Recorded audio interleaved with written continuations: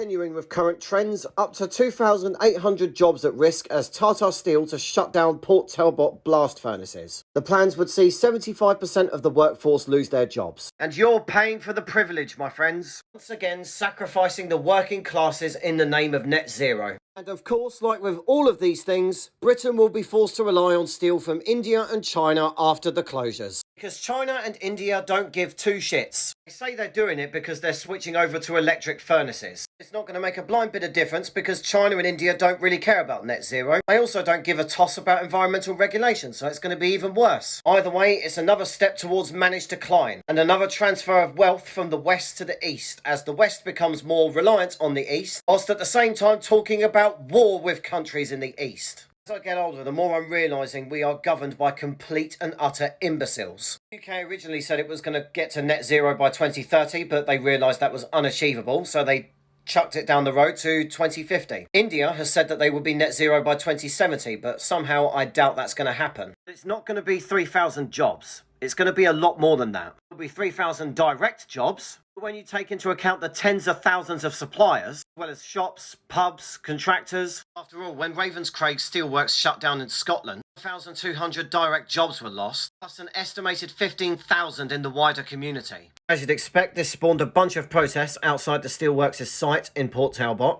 Many say the town will be doomed if plans to shut down the blast furnaces go ahead. According to a shift electrician named Geoffrey Wellington, it's a place where many generations of families have worked with the wages from steelmaking being the lifeblood of the area. I've been here coming up to 35 years and to be honest, it's all I've ever known. It's all my dad's ever known and it's been here forever. Everyone knows someone who works within the steelworks or is associated with it, so it's huge for my town. My daughter's partner works here and they've just taken out a mortgage with a baby, so they are worried, very worried. He's at that age where he needs employment, but there's nothing like this in the local area, so he'd have to look further afield. I'm at the age where I don't want to be travelling too far, but I just feel for the boys who are a lot younger than me, really. This feeds the town. The town lives off of steelwork, so it's going to be huge for the Port Talbot area and further afield.